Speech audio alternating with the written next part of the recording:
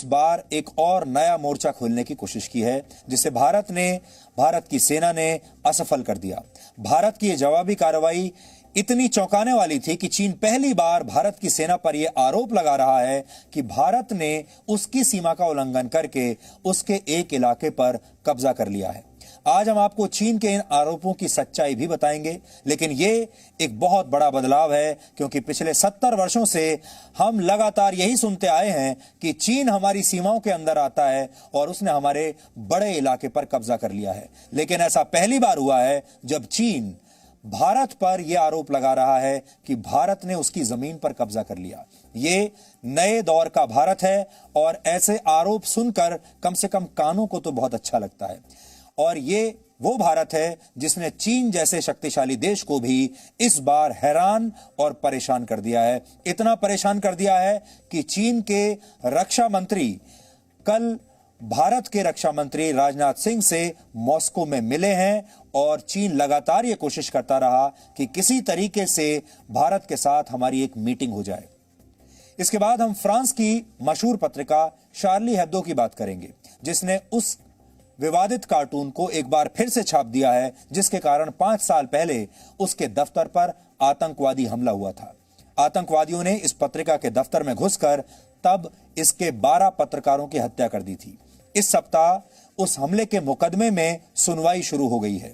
ऐसे समय में इस पत्रिका ने दोबारा से उसी कार्टून को छाप दिया, जिस कार्टून की वजह से बहुत सारे इस्लामिक कट्टरपंथी लोग इस पत्रिका से नाराज हो गए थे और आतंकवादियों ने यह खून खराबा इस पत्रिका के दफ्तर में न्यूज रूम में जाकर किया। लेकिन इस कार्टून के छपने से फ्रांस में अब फिर से तनाव बढ़ गया है।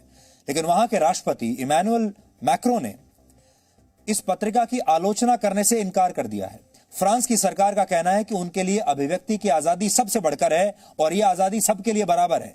इस खबर के बहाने आज हम यूरोप और पूरी दुनिया में बढ़ रही इस कट्टर सोच का भी विश्लेषण करेंगे और इसके बाद हम हैंड सैनिटाइजर्स में मिलावट की बात करेंगे। एक नई जांच में यह पता चला है कि बाजार में बिकने वाले करीब 50% हैंड सैनिटाइजर्स या तो नकली पाए गए हैं या फिर उनमें आपके शरीर को नुकसान पहुंचाने वाले जहरीले केमिकल्स मौजूद थे। अगर आपको भी लगता है कि आप बार बार अपना हाथ सैनिटाइज करके खुद को कोरोना वायरस से बचा सकते हैं, तो आज आपको भारत में बिकने वाले इन नकली सैनिटाइजर्स की सच्चाई भी एक बार जरूर देख लेनी चाहिए। लेकिन सबसे पहले आज की तमाम बड़ी खबरें नॉन स्टॉप न्यूज में। चीन के सरकारी अखबार ग्लोबल टाइम्स के ट्वीट पर बीजेपी ने कांग्रेस पर गंभीर आरोप लगाए हैं। बीजेपी प्रवक्ता संबित पात्रा ने कहा कि कांग्रेस पार्टी चीन की सेना का एजेंडा चला रही है। इमरान खान भी राहुल गांधी का सहारा लेते हैं, आज चीन भी राहुल गांधी का सहारा ले रहा है। हाफिज सईद के लिए भी कांग्रेस पार्टी प्रीत का विषय है और गुड पीपल है कांग्रेस में। राहुल जी, आपको बहुत बहुत मुबारकबाद। Rahul Gandhi, congratulations to you. पहले तो आप पाकिस्तान के ही हीरो थे, मगर आज आप चीन के भी हीरो बन गए। कांग्रेस का जिक्र करते हुए ग्लोबल टाइम्स ने आज ट्वीट किया था, चीन के साथ सीमा तनाव के बीच भारत के प्रधानमंत्री नरेंद्र मोदी और बीजेपी इस वक्त बहुत दबाव में है। कांग्रेस पार्टी बीजेपी सरकार को गिराने की कोशिश कर रही है। कांग्रेस के मीडिया प्रभारी रणदीप सुरजेवाला ने आज सुबह ट्वीट किया था कि चीन से लाल आंख दिखाकर बात कब होगी।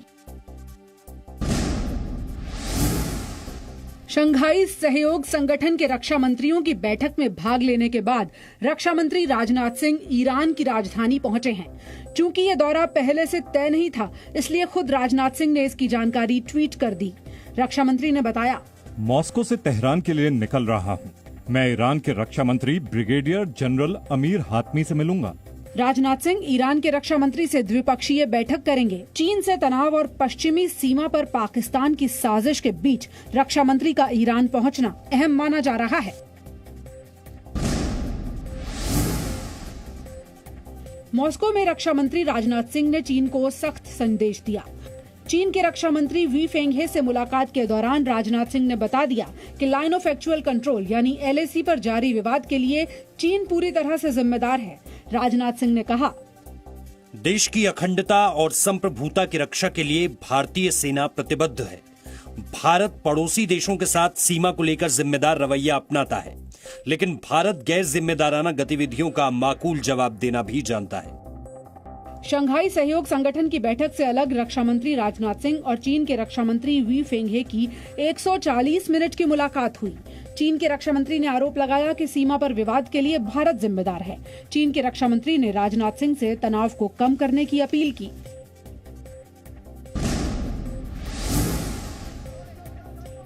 नारकोटिक्स कंट्रोल ब्यूरो ने सुशांत सिंह राजपूत के स्टाफ दीपेश सावंत को गिरफ्तार कर लिया है। सूत्रों के मुताबिक दीपेश सावंत सरकारी गवाह बनने को तैयार है। एनसीपी कल इस मामले में आरोपी रिया चक्रवर्ती से पूछताछ करेगी। रिया के सामने उसके भाई शोविक चक्रवर्ती और सैमुअल मिरांडा को बिठाकर एनसीबी पूछताछ कर सकती है। नारकोटिक्स कंट्रोल ब्यूरो के डिप्टी डीजी ने कहा है कि इस केस में बड़ी मछली की तलाश है। We look for the big fish. Normally this is not part of our mandate. But now that we are getting information, we will not shirk our responsibility. NCB को रिया चक्रवर्ती के भाई शोविक और सैमुअल मिरांडा की 9 सितंबर तक रिमांड मिली है।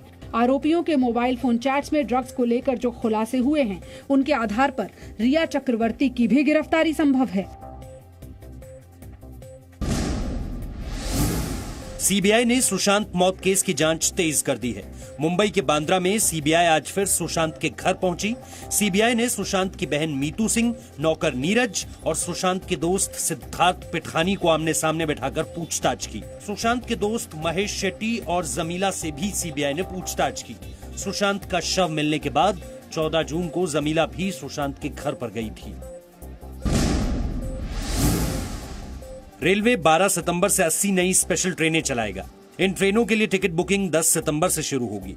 Railway board के CEO Vinod Kumar Yadav ने कहा कि जिन राज्यों से ट्रेन की मांग की जाएगी या यात्रियों की वेटिंग लिस्ट लंबी होगी, वहां क्लोन ट्रेन चलाई जाएंगी। देश में कोरोना वायरस से संक्रमितों की संख्या 40 लाख से ज्यादा हो गई है। पिछले 14 दिन में 10 लाख से ज्यादा संक्रमण के नए मामले मिले हैं। देश में पिछले 24 घंटे में अब तक के सबसे ज्यादा मामले आए। केंद्रीय स्वास्थ्य मंत्रालय के मुताबिक पिछले 24 घंटे में संक्रमण के 86,432 नए केस आए। 1,089 लोगों की मौत हुई और 70,072 लोग इलाज से ठीक भी हुए। देश में कोरोना वायरस से अब तक 40,23,179 लोग संक्रमित हुए, जिनमें 31,07,223 लोग इलाज से ठीक हो चुके हैं। देश में इस वक्त 8,46,395 कोरोना संक्रमितों का इलाज जारी है। कोरोना संक्रमण से 69,561 लोगों की मौत हो चुकी है, जबकि इलाज से ठीक होने वालों की दर 77.23% पहुंच गई है। दिल्ली के मुख्यमंत्री अरविंद केजरीवाल ने दावा किया है कि दिल्ली में कोरोना महामारी नियंत्रण में है। दिल्ली में पिछले 5 दिनों में नए मामलों की बढ़ोतरी पर मुख्यमंत्री ने कहा कि टेस्टिंग बढ़ाने की वजह से ज्यादा संक्रमितों का पता चल रहा है। आखिर नंबर क्यों बढ़ रहे हैं दिल्ली के अंदर? उसका सबसे बड़ा कारण है हमने टेस्टिंग बढ़ा दी है बहुत ज्यादा। हमने कोरोना के ऊपर एक तरह से हमला छेड़ दिया है, डबल टेस्टिंग कर दी है। दिल्ली में शुक्रवार को संक्रमण के 2,914 मामले सामने आए हैं। दिल्ली में इस वक्त 18,842 मरीजों का इलाज चल रहा है।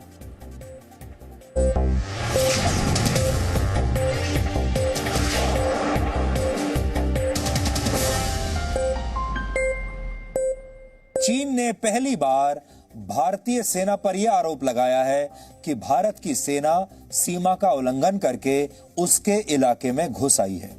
चीन की सेना ने यह मांग की है कि भारत को जल्द से जल्द अपने सैनिकों को वापस बुला लेना चाहिए।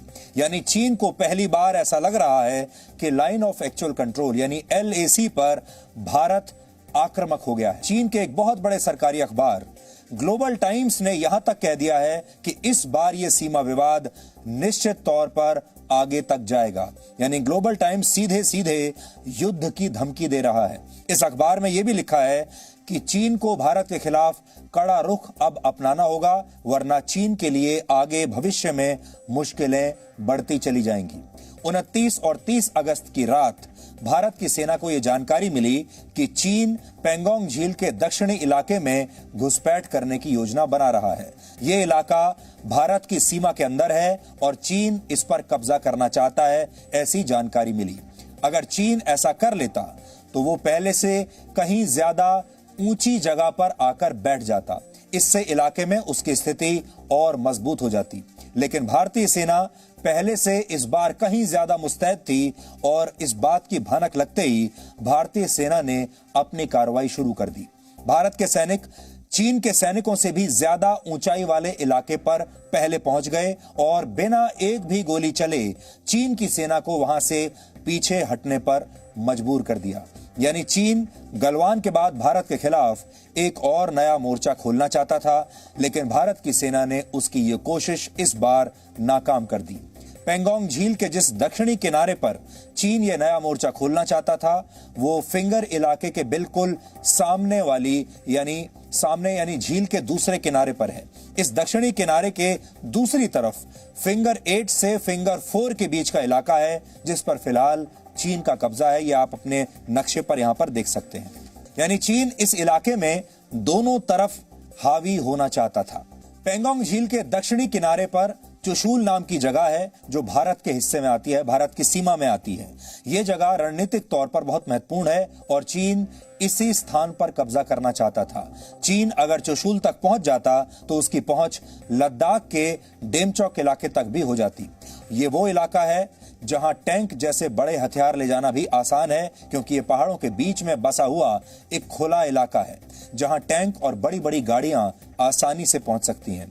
इसी इलाके में भारत की हवाई पट्टी भी है और अगर चीन यहां तक पहुंचने में सफल हो जाता तो वो भारत में काफी अंदर तक घुस सकता था। सूत्रों के मुताबिक चीन की सेना को पीछे धकेलने के बाद अब भारतीय सेना ने इस इलाके में अपनी बढ़त हासिल कर ली है। यहां पर भारत की सेना चीन के मुकाबले बेहतर स्थिति में है। इस घटना के बाद चुशूल में भारत और चीन के बीच ब्रिगेडियर स्तर के अधिकारियों की बातचीत भी हुई है, लेकिन फिलहाल दोनों सेनाओं के बीच तनाव बना हुआ है। आप इस समय जो नक्शा देख रहे हैं आपकी स्क्रीन पर, वो पूर्वी लद्दाख में मौजूद पेंगोंग लेक और उसके आसपास का इलाका है। आप इसमें पहाड़ों के बीच में होकर गुजरती हुई पेंगोंग लेक को देख सकते हैं। पेंगोंग लेक आपको यहां दिख रही है और इसी लेक के बीच से होकर LAC गुजरती है। जो LAC आप देख रहे हैं पीले लाइन से जो आपको दिख रही है, ये LAC है। इस LAC के बाईं तरफ का इलाका भारत के नियंत्रण में है, जबकि दाईं तरफ का इलाका चीन के नियंत्रण में है। चीन अपने इलाके से आगे बढ़कर भारत के इलाकों पर कब्जा करना चाहता था, लेकिन इस बार चीन ऐसा करने में कामयाब नहीं हो पाया, क्योंकि भारतीय सेना ने उसे जवाब देने की तैयारी पहले से ही कर रखी थी। भारत पर आक्रामक होने के आरोप लगाने से पहले चीन ने इस बारे में क्या कहा, पहले आप ये सुनिए। 中国边防部队一贯严格遵守实际控制线，从未越线活动。两国边防部队一直就现地问题保持着沟通。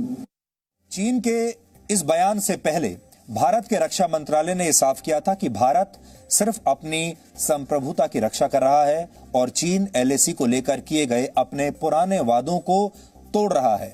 चीन कोई बड़ी साजिश करता उससे पहले ही भारत की सेना ने उसकी ये चाल नाकाम कर दी। पहली बार चीन की सेना भारत की सेना पर सीमा का उल्लंघन करने का आरोप लगा रही है और वहां के अखबार यहां तक कह रहे हैं कि अब युद्ध भी हो सकता है। यह स्थिति तब है जब 29 और 30 अगस्त की रात भारत की सेना की तरफ से एक भी गोली नहीं चलाई गई और न ही किसी सैनिक की जान गई है। यानी दोनों सेनाओं के बीच कोई भी फिजिकल कांटेक्ट वहां पर नहीं हुआ है, ना कोई गोली चली है, ना कोई नुकसान हुआ है।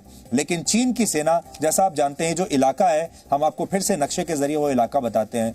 ये जो इलाका है, इसमें किसी भी सेना का जो वर्चस्व है, वो वर्चस्व तब आता है जब वो सेना किसी ऊंचे पहाड़ पर कब्जा कर लेती है। यानी पहाड़ की चोटी पर कब्जा करना बहुत आवश्यक है, क्योंकि जब जो सेना जितनी ऊंचाई पर बैठी होती है उस सेना को उतना ही फायदा होता है। और चीन की यह कोशिश थी कि वो इस इलाके में जो ऊंचे पहाड़ हैं उनकी चोटियों पर वो कब्जा कर ले, ताकि उस ऊंचाई से वो भारत की सीमा पर अच्छी तरह से नजर रख सके। पहली बात तो यह है कि वो नजर रखना चाहते हैं भारत की सेना पर, भारत की गतिविधियों पर। और दूसरी बात यह है कि अगर लड़ाई की नौबत आती है तो उस सेना को फायदा मिलता है जो सेना ज्यादा ऊंचाई पर बैठी होती है। इस बार भी चीन ने ऐसे ही एक ऊंचे इलाके पर कब्जा करने की कोशिश की और चीन की सेना को मात तब खानी पड़ी जब भारत की सेना उससे भी ज्यादा ऊंचे इलाके पर उनसे पहले पहुंच गई। अब भारत की सेना ज्यादा ऊंचे इलाके पर बैठी हुई है और चीन की सेना उनके नीचे है और इसीलिए चीन की सेना को पहली बात उन्हें हार का सामना करना पड़ा, क्योंकि ये एक तरीके से रणनीतिक हार मानी जाएगी, और चीन भी इस बार बौखला गया। चीन में इसे लेकर काफी घबराहट है और उससे साफ लगता है कि स्थिति बहुत गंभीर है और यह विवाद अभी आसानी से हल होने वाला नहीं है। आपको हम फिर से बता दें कि 70 वर्षों से आप हमेशा यही सुनते आ रहे हैं कि चीन की सेना भारत के इलाकों पर कब्जा कर लेती है, भारत के इलाकों में LAC पार करके अंदर तक आ जाती है। हमारे बहुत सारे इलाकों पर चीन कब्जा पहले से ही कर चुका है। आपने ये नहीं सुना होगा कि भारतीय सेना ने कभी चीन के किसी इलाके पर कब्जा कर लिया हो। हालांकि ये बात आज भी गलत है, लेकिन पहली बार चीन के रवैये में शिफ्ट है कि इस बार चीन ये कह रहा है कि भारतीय सेना हमारे इलाके में घुस आई और वो कुछ नहीं कर पाए।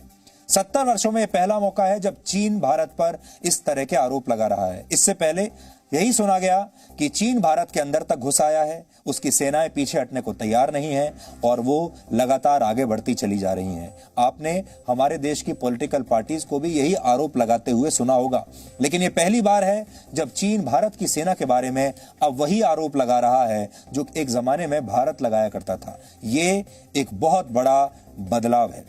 आजकल सोशल मीडिया पर एक तस्वीर बहुत तेजी से वायरल हो रही है, जिसके बारे में कहा जा रहा है कि ये गलवान में मारे गए चीन के सैनिकों की कब्र की तस्वीरें हैं।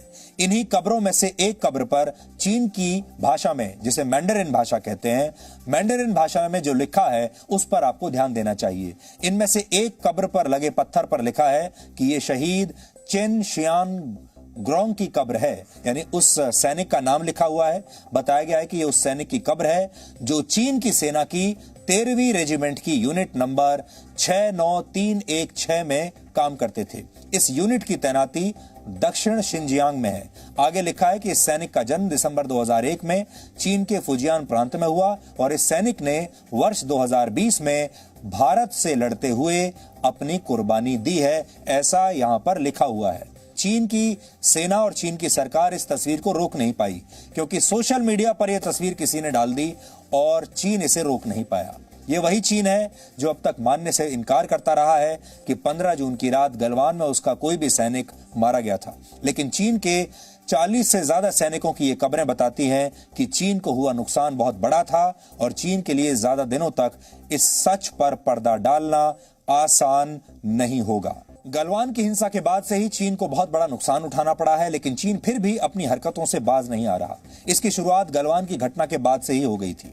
गलवान में हुई हिंसा के 3 दिनों के बाद यानी 18 जून को भारत के विदेश मंत्री एस जयशंकर और चीन के विदेश मंत्री ने आपस में बात की थी फोन पर।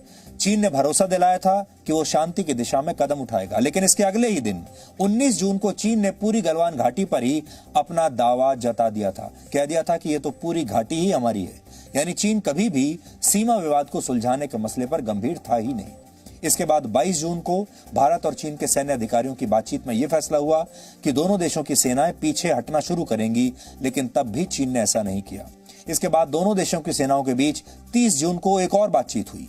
5 जुलाई को भारत के राष्ट्रीय सुरक्षा सलाहकार अजीत डोवल ने चीन के विदेश मंत्री से खुद बात की और इसके बाद 6 जुलाई को चीन की सेना ने अपने टेंट उस विवादित जगह से हटाने शुरू किए।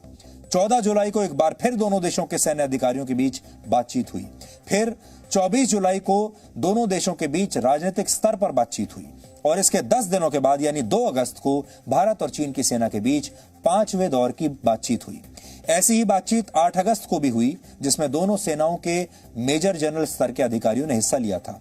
LAC के विवाद का हल ढूंढने के लिए 20 अगस्त को दोनों देशों के डिप्लोमेट्स ने वीडियो कॉन्फ्रेंसिंग के जरिए भी बातचीत की, लेकिन इस बातचीत के ठीक 9 दिन के बाद चीन ने गलवान घाटी जैसी एक और घटना को दोहराने की कोशिश की और यह बता दिया कि चीन पर विश्वास किया ही नहीं जा सकता। चीन भारत को युद्ध के लिए उकसा रहा है और इसकी वजह भी बड़ी दिलचस्प है।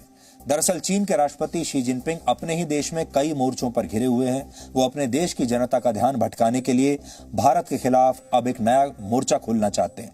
आज की तारीख में चीन की आर्थिक स्थिति बहुत अच्छी नहीं रह गई है। चीन की आबादी 140 करोड़ है। इतनी बड़ी आबादी के लिए अनाज जुटाना चीन के लिए आसान नहीं है और इसलिए चीन हर वर्ष करीब 20 से 30% अनाज का आयात करता है, इंपोर्ट करता है, दूसरे देशों से खरीदता है।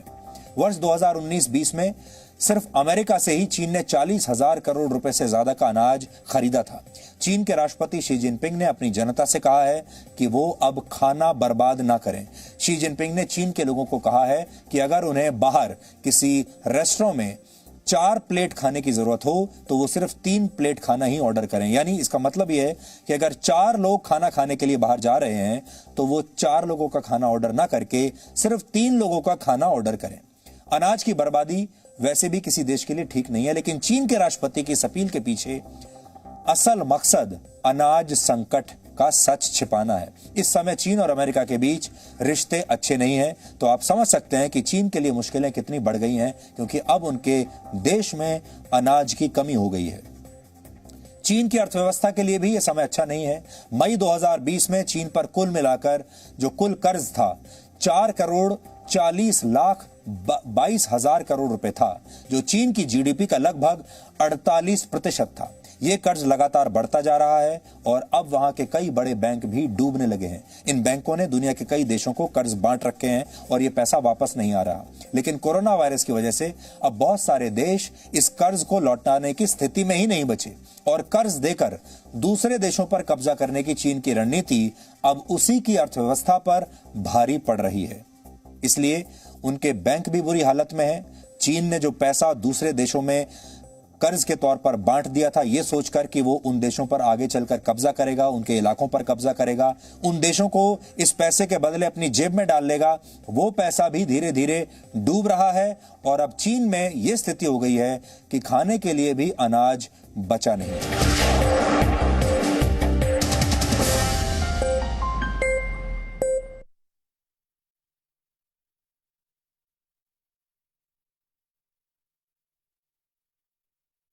मैं मुस्कुराता हूं जब आपका दिन अच्छा गुजरता है तो मैं भी सुकून से सोता हूं। नमस्कार, मैं हूं सुधीर चौधरी और डीएनए में आपका स्वागत है। ये मेरा देश है, ये मेरे लोग हैं। सपने एक स्पर्श से जगते हैं। कहते हैं ना, पहला कदम ही सफलता की सीढ़ी बनता है। Yes, I know. How can I forget that? अरे दिव्या, कितना टाइम लगेगा यार? मम्मा मेरा होमवर्क। अरे बहू, पूजा की थाली। परिवार की आशाएं बेड़ियां बनेंगी या पंख, चुनना आपको है।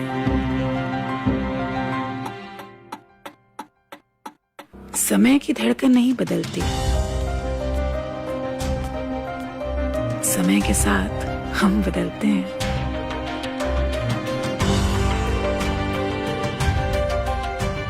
क्योंकि जब अपने संस्कारों के लिए सम्मान हो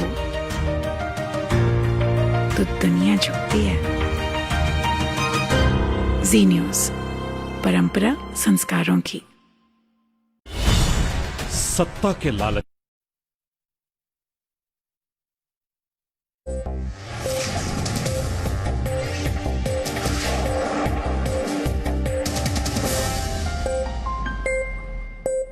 गीता में कहा गया है, अन्याय सहना अन्याय करने से भी बड़ा पाप है।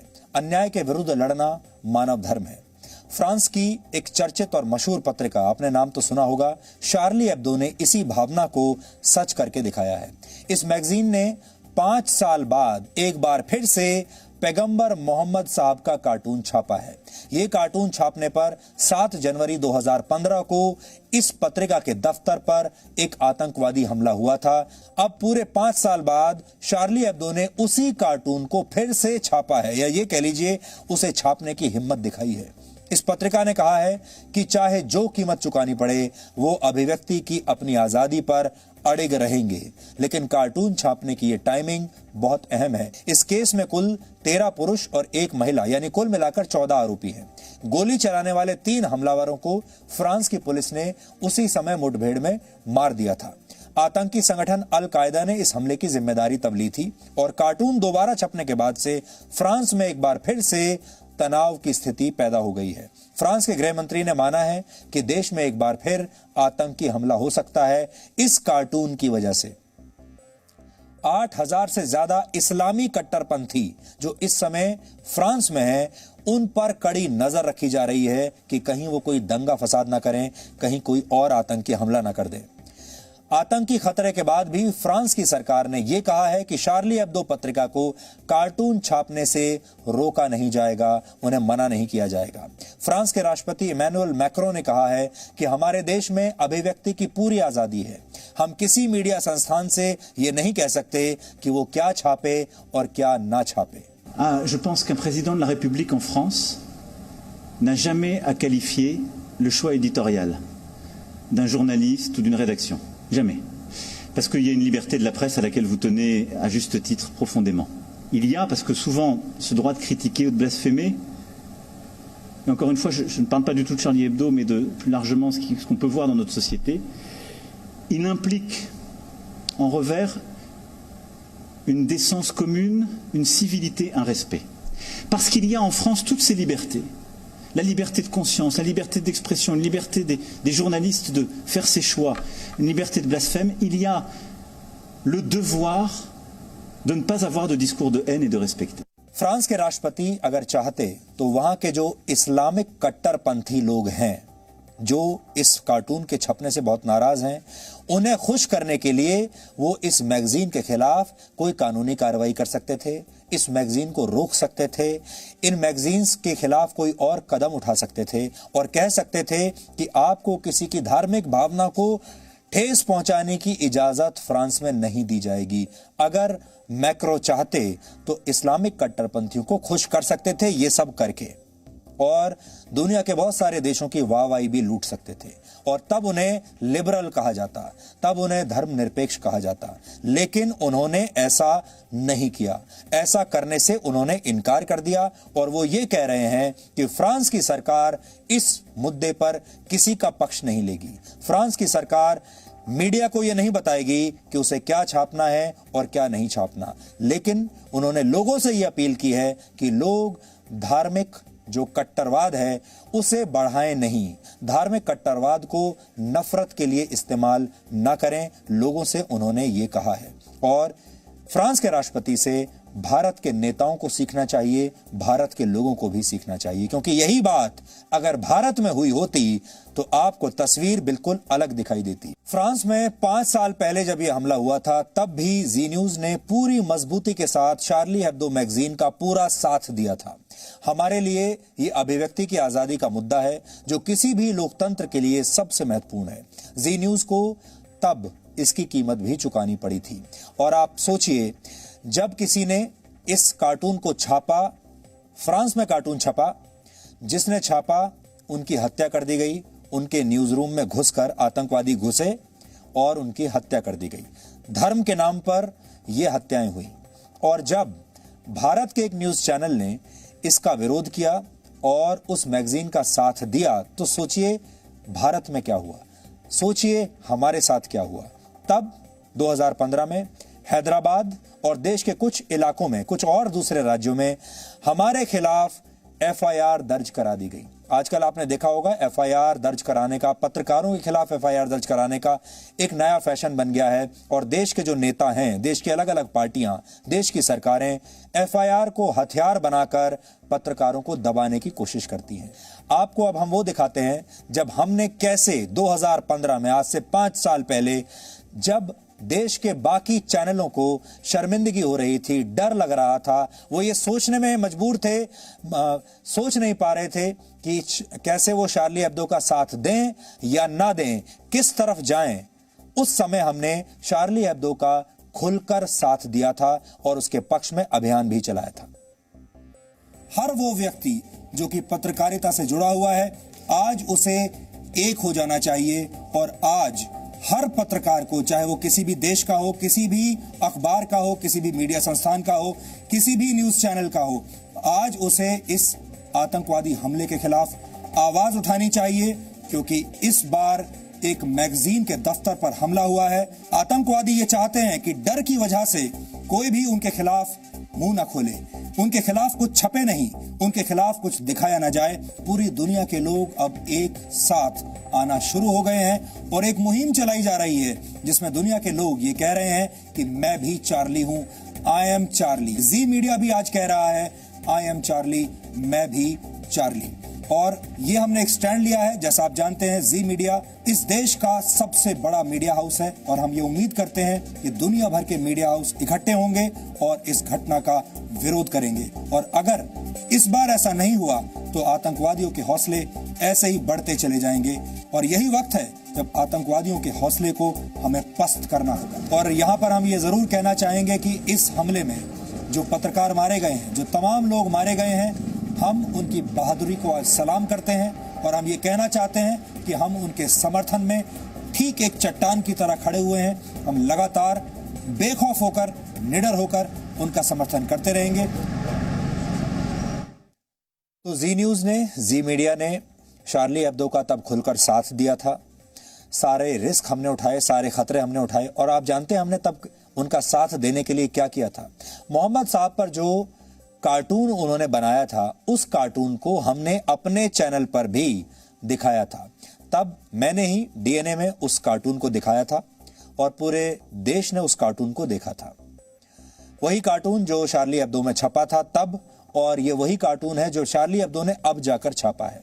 और ये कार्टून यहां इस देश में टीवी पर दिखाने के लिए हमारे खिलाफ देश के अलग अलग राज्यों में एफआईआर दर्ज कर ली गई, हमारे खिलाफ बहुत सारी शिकायतें पुलिस में भेजी गई और उसके बाद प्रताड़ित करने का एक नया सिलसिला शुरू हुआ। ये हमने तब 2015 में किया था। तो अब आप सोच सकते हैं कि फ्रांस में और भारत में क्या फर्क है। जी न्यूज के ये तेवर अभिव्यक्ति की आजादी और असली धर्मनिरपेक्षता के लिए हमारी प्रतिबद्धता की वजह से।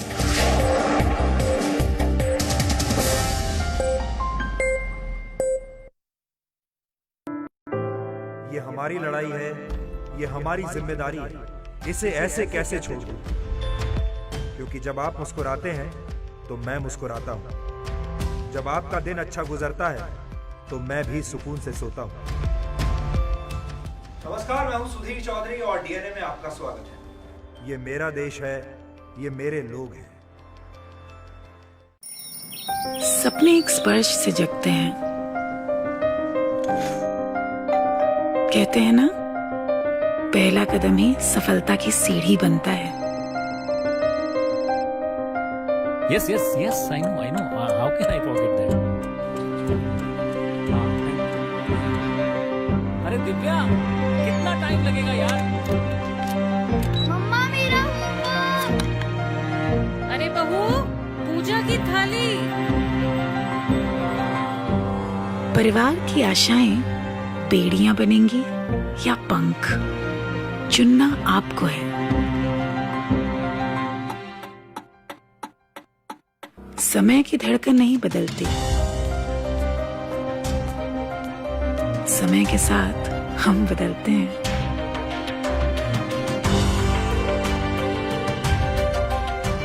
क्योंकि जब अपने संस्कारों के लिए सम्मान हो तो दुनिया झुकती है।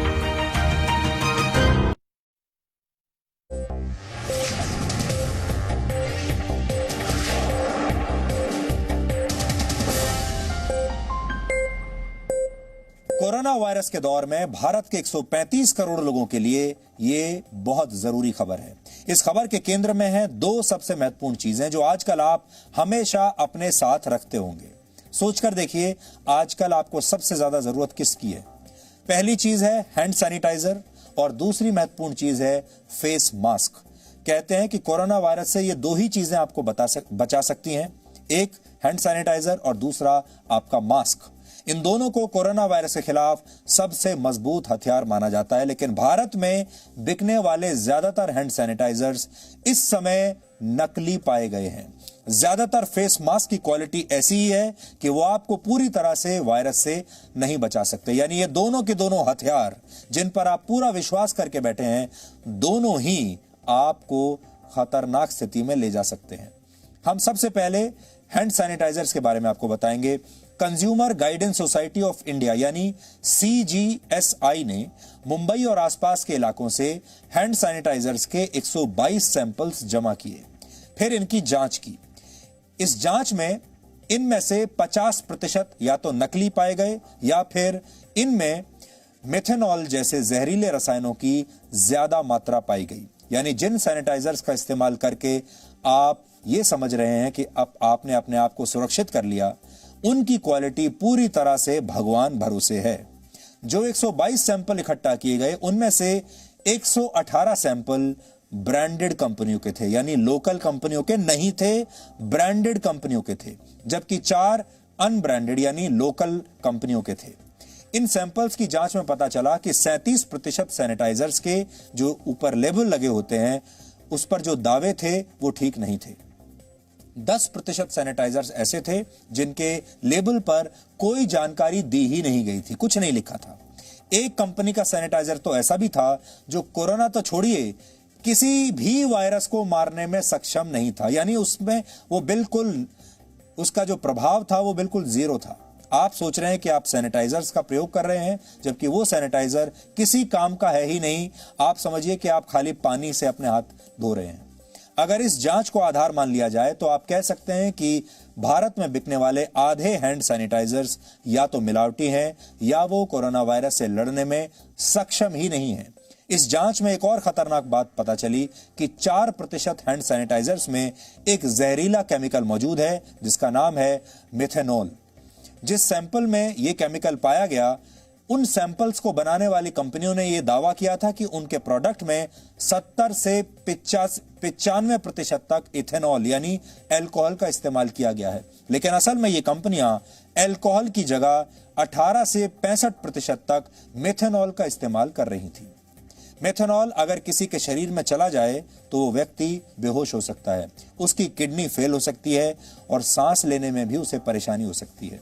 लंबे समय तक इसके इस्तेमाल से आपकी जान भी जा सकती है। जिन कंपनियों के सैनिटाइजर्स में ये जहरीला केमिकल पाया गया उनके नाम इस समय आपकी स्क्रीन पर हैं, आप नोट कर सकते हैं।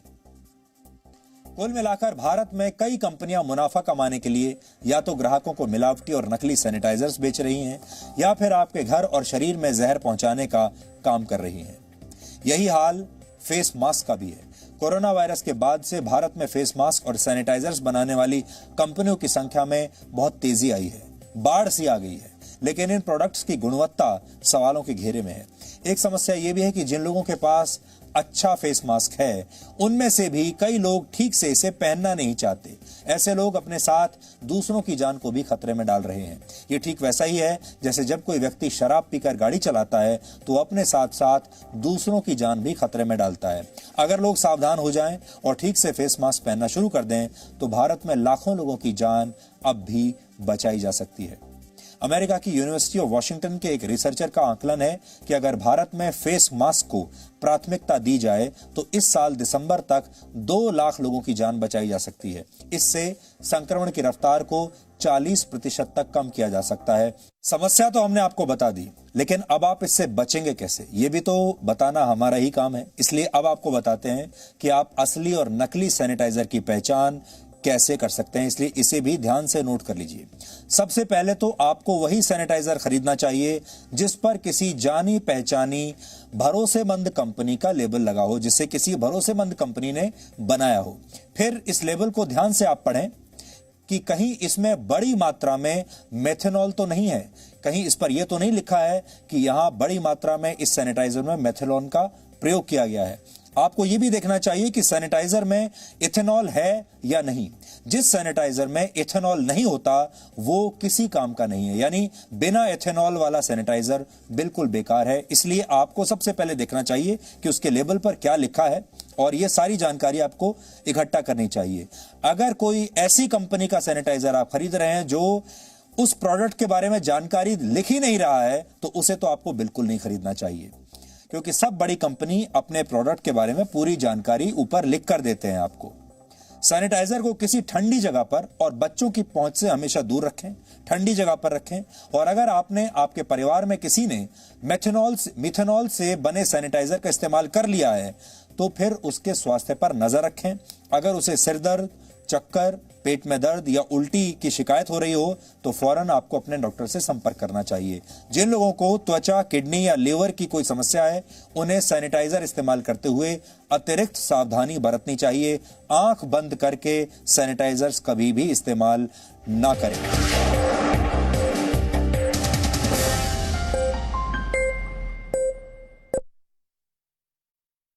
कहते हैं ना, पहला कदम ही सफलता की सीढ़ी बनता है। Yes, yes, yes. I know, I know. How can I forget that? अरे दिव्या, कितना टाइम लगेगा यार? मम्मा मेरा होमवर्क। अरे बहू, पूजा की थाली। परिवार की आशाएं बेड़ियां बनेंगी या पंख, चुनना आपको है। समय की धड़कन नहीं बदलती, समय के साथ हम बदलते हैं।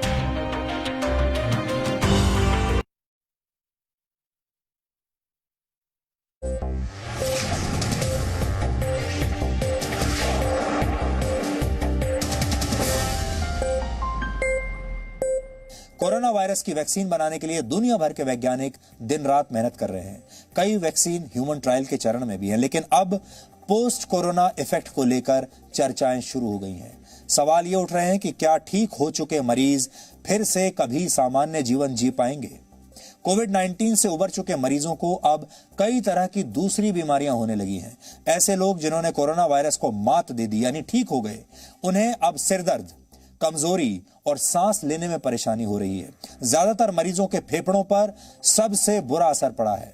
डॉक्टर्स भी अपने मरीजों को यह नहीं बता पा रहे हैं कि उनके फेफड़ों की स्थिति कैसे हुई है और यह स्थिति उनके साथ कब तक रहेगी। डॉक्टर्स के मुताबिक कोरोना वायरस के 60% मरीजों की मौत फेफड़ों के नाकाम होने की वजह से होती है। यानी ये जो वायरस है सीधा आपके फेफड़ों को अटैक करता है। चीन के वुहान में कोरोना संक्रमण से उबर चुके मरीजों पर एक शोध हुआ। इस रिसर्च से पता चला कि ठीक हो चुके 100 में से 90 लोगों के फेफड़ों में कुछ ना कुछ खराबी आ गई। सामान्य व्यक्ति के मुकाबले कोरोना संक्रमित रह चुके मरीजों के फेफड़े काफी कमजोर मिले। भारत में भी कोरोना वायरस से ठीक हो चुके लोगों के फेफड़े पहले के मुकाबले बहुत कमजोर हो गए हैं। हाल ही में अमेरिका के शिकागो में कोरोना संक्रमित एक 28 वर्ष की महिला का लंग्स ट्रांसप्लांट हुआ। कोरोना वायरस ने उनके दोनों फेफड़ों को पूरी तरह से प्रभावित कर दिया था, बहुत बुरी तरीके से खत्म कर दिया था।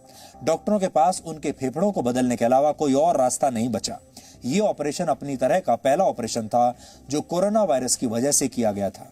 जो तस्वीरें अभी आप देख रहे हैं ये उसी ऑपरेशन की तस्वीरें हैं और जिस महिला का ऑपरेशन किया गया उस महिला के फेफड़ों की तस्वीरें देखकर आप आज डर जाएंगे।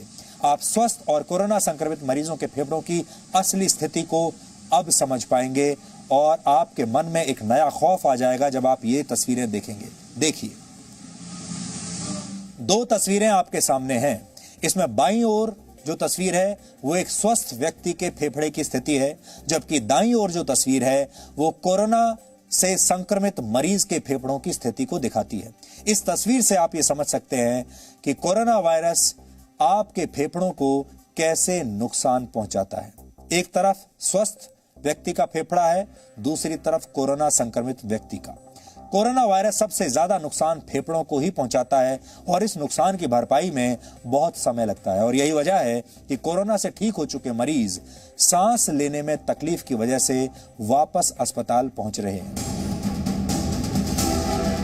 कोविड डिजीज नेगेटिव होने के बाद में भी उन लोगों की कंप्लेंट्स खत्म नहीं हो रही है। आपके शरीर से कोरोना वायरस खत्म हो सकता है, लेकिन क्या सच में उसका असर कभी आपके शरीर से जा पाएगा? मैं 9 अगस्त को यहाँ से डिस्चार्ज हुआ था, यही एडमिट था।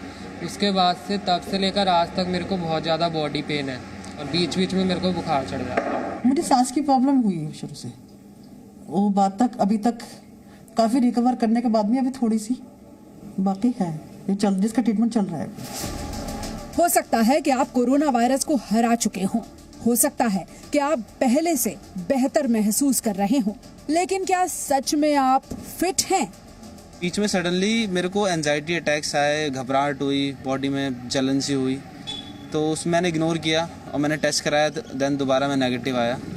बट उसके बाद फ्रॉम लास्ट 3 डेज़, कुछ 3 दिनों से मेरे को इतनी ज़्यादा बर्निंग सेंसेशन बॉडी में, मेरे को एंजाइटी ऐसी हो रही है, एकदम सडनली अटैक्स आ रहे हैं एंजाइटी के, जैसे कोई मुझे वहाँ मार रहा है, और मेरे को वॉमिटिंग हो रही है फ्रॉम लास्ट 4 डेज़। मैं जो भी कुछ खा रहा हूँ और मैं उल्टी कर रहा हूँ और मोशन का नामो निशान नहीं है।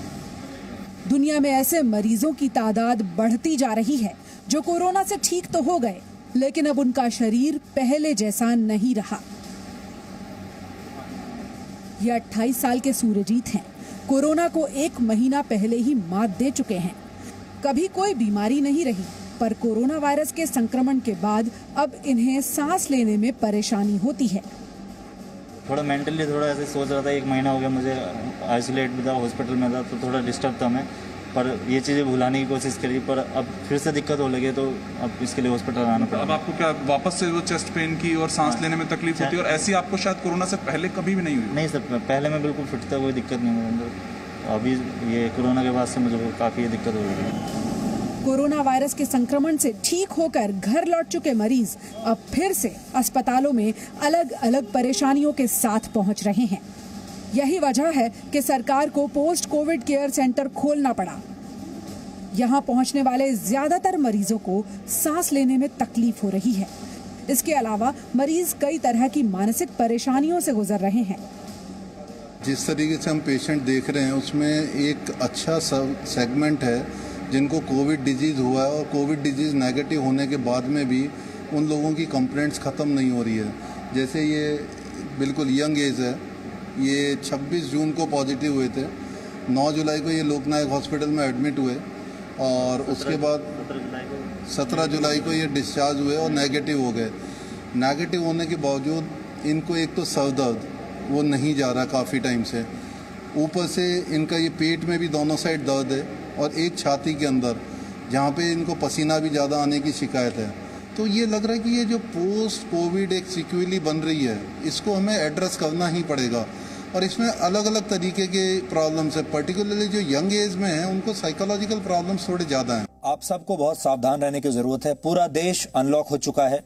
सड़कों पर अब वैसी ही भीड़ दिखती है जैसी पहले होती थी। बाजारों में भी सब कुछ पहले जैसा ही होने लगा है, लेकिन देश के लोगों को अब ये गलतफहमी हो गई है। उन्हें ये लगने लगा है कि अनलॉक होने के साथ साथ ये वायरस भी ये देश छोड़कर जा चुका है। ऐसा नहीं है। कोरोना वायरस इस देश में अपने पांव जमा चुका है, आपके आसपास है। आज भी अगर आप अपने आसपास देखेंगे तो बहुत सारे लोगों को आप बिना मास्क के घूमते हुए देखेंगे। बहुत सारे लोगों को आप देखेंगे कि सोशल डिस्टेंसिंग का पालन नहीं कर रहे, और अब उन्हें ऐसी खुशफहमी हो गई है जैसे इस देश में कोरोना वायरस है ही नहीं। इस बात का एहसास आपको उस दिन होगा जिस दिन आप कोरोना वायरस के शिकार हो जाएंगे। फिर आपको कुछ दिन के बाद शायद ये खुशी होगी कि आपने कोरोना वायरस को हरा दिया है और अब आप बिल्कुल ठीक हैं। लेकिन कुछ महीनों के बाद, कुछ दिनों के बाद, हो सकता है कुछ वर्षों के बाद आपको ये समझ में आएगा कि आप कितने अभाग्यशाली थे कि आपको कोरोना वायरस का संक्रमण हुआ, क्योंकि इस वायरस ने आपके शरीर को अंदर ही अंदर कब खत्म कर दिया आपको पता भी नहीं चलेगा। इसलिए बेहतर यह है कि आप अभी से सावधान रहिए। अनलॉक देश जरूर हुआ है, लेकिन अपनी सावधानियों को अनलॉक मत कीजिए, उसे लॉक करके रखिए।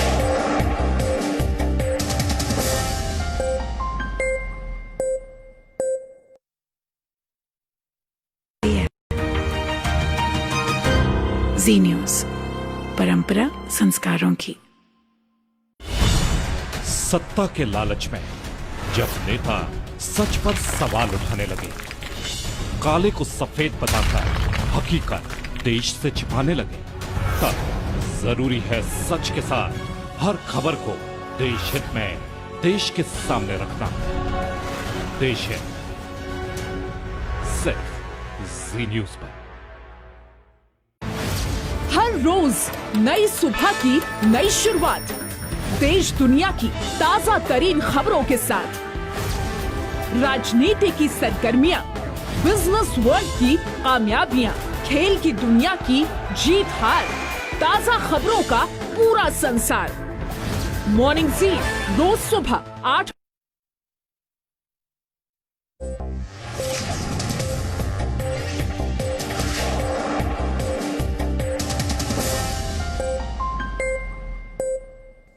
और अब आखिर में देखते हैं कि आज के इतिहास में क्या लिखा है। आज ही के दिन वर्ष 1888 में भारत के दूसरे राष्ट्रपति डॉक्टर सर्वपल्ली राधाकृष्णन का जन्म हुआ था। वर्ष 1962 से डॉक्टर राधाकृष्णन के जन्मदिन को शिक्षक दिवस के तौर पर मनाया जाता है। डॉक्टर राधाकृष्णन एक दार्शनिक, एक अच्छे वक्ता और आदर्श शिक्षक थे। राजनीति में आने से पहले उन्होंने अपने जीवन के 40 वर्ष एक शिक्षक के रूप में बिताए थे। वर्ष 1931 में उन्हें तत्कालीन ब्रिटिश सरकार ने नाइटहुड की उपाधि से सम्मानित किया था और शायद बहुत कम लोगों को पता होगा कि उनके नाम के साथ सर्वपल्ली इसलिए जुड़ा था क्योंकि डॉक्टर राधाकृष्णन के पूर्वज आंध्र प्रदेश के सर्वपल्ली नामक गांव के रहने वाले थे।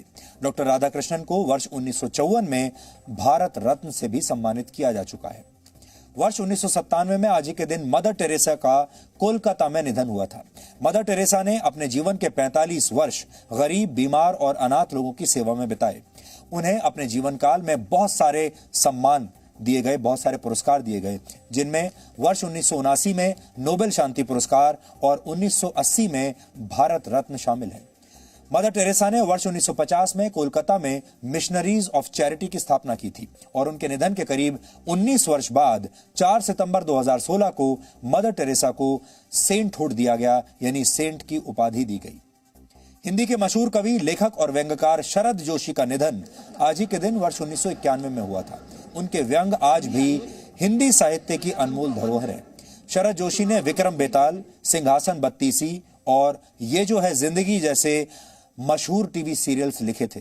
इसके अलावा उन्होंने छोटी सी बात और उत्सव जैसी कई फिल्मों के डायलॉग्स भी लिखे थे। वर्ष 1990 में उन्हें पद्मश्री से सम्मानित किया गया था।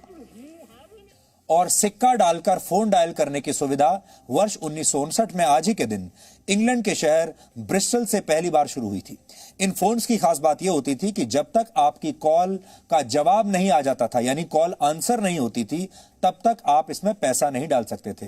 जब सामने वाला कॉल रिसीव करता था, हेलो बोलता था, उसके बाद सिक्का डालना होता था और कॉल के दौरान फोन करने वाले को बीप की आवाज से भी यह बता दिया जाता था कि बातचीत जारी रखने के लिए अब और सिक्के डालने की जरूरत है। तो डीएनए में आज इतना ही। अब संडे ब्रेक का समय हो गया है। अब आपसे हमारी मुलाकात होगी सोमवार रात 9 बजे, जब हम और आप मिलकर नई ऊर्जा के साथ नए सप्ताह की शुरुआत करेंगे। तब तक आप खुश रहिए, सुरक्षित रहिए, स्वस्थ रहिए। नमस्कार।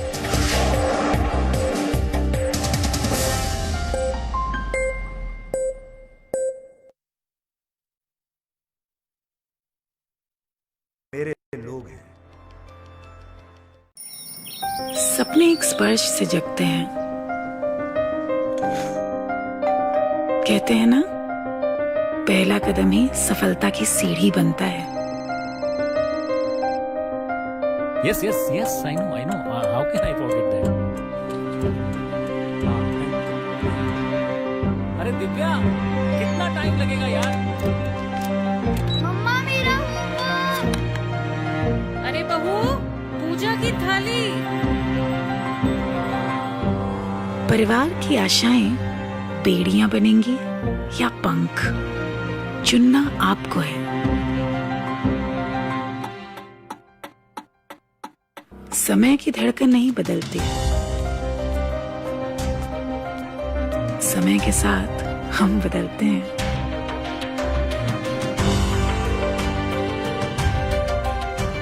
क्योंकि जब अपने संस्कारों के लिए सम्मान हो तो दुनिया झुकती है। जी न्यूज़, परंपरा संस्कारों की। सत्ता के लालच में जब नेता सच पर सवाल उठाने लगे, काले को सफेद बताकर हकीकत देश से छिपाने लगे, तब जरूरी है सच के साथ हर खबर को देश हित में देश के सामने रखना। देश हित सिर्फ जी न्यूज़ पर। हर रोज नई सुबह की नई शुरुआत, देश दुनिया की ताजा तरीन खबरों के साथ, राजनीति की सरगर्मियां, बिजनेस वर्ल्ड की कामयाबियां, खेल की दुनिया की जीत हार, ताजा खबरों का पूरा संसार। मॉर्निंग जी, रोज सुबह 8 बजे सिर्फ जी न्यूज़ पर। ये मेरा देश है, ये मेरे लोग हैं, ये हमारी लड़ाई है, ये हमारी जिम्मेदारी है, इसे ऐसे कैसे छोड़ दूं? क्योंकि जब आप मुस्कुराते हैं तो मैं मुस्कुराता हूं। जब आपका दिन अच्छा गुजरता है तो मैं भी सुकून से सोता हूं। नमस्कार, मैं हूं सुधीर चौधरी और डीएनए में आपका स्वागत है। ये मेरा देश है, ये मेरे लोग हैं। सपने एक स्पर्श से जगते हैं। कहते हैं ना, पहला कदम ही सफलता की सीढ़ी बनता है। Yes, yes, yes. I know. How can I forget that? अरे दिव्या, कितना टाइम लगेगा यार? मम्मा मेरा होमवर्क। अरे बहू, पूजा की थाली। परिवार की आशाएं बेड़ियां बनेंगी या पंख, चुनना आपको है। समय की धड़कन नहीं बदलती, समय के साथ हम बदलते हैं।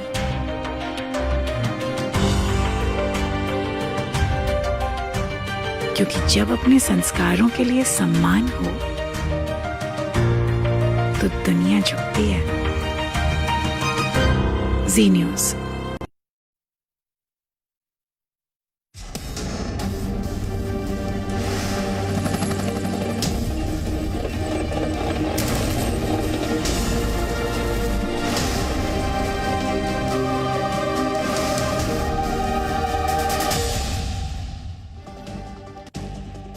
नमस्कार, मैं हूं आपके साथ विशाल कालरा। आपके पसंदीदा वीकली शो सीमा पार में आपका स्वागत है। सबसे पहले आपके फेवरेट वीकली शो सीमा पार के मेन्यू में क्या है ये जान लेते हैं। पहली खबर में आज हम आपको बताएंगे लद्दाख में भारत ने चीन के खिलाफ अपना कौन सा ब्रह्मास्त्र तैनात कर दिया है। दूसरी खबर में चीन के आर्ट ऑफ वॉर पर भारत का आर्ट ऑफ पलटवार कैसे भारी पड़ गया। तीसरी खबर में बात होगी किस तरह भारत ने दुनिया के लिए घातक चीन के परमाणु प्लान पर पानी फेरने की तैयारी कर ली। और चौथी खबर में आपको दिखाएंगे भारत की स्पेशल फ्रंटियर फोर्स की विकास रेजिमेंट के बारे में, जिसके आगे चीनी टिक नहीं सके। लेकिन सबसे पहले देखिए लद्दाख में हिंदुस्तान का ब्रह्मास्त्र।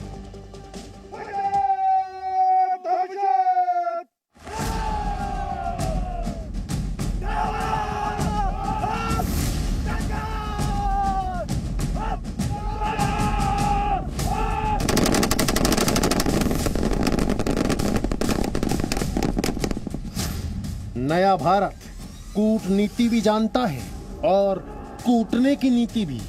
एलओसी से लेकर एलएसी तक देश की संप्रभुता पर जिस किसी ने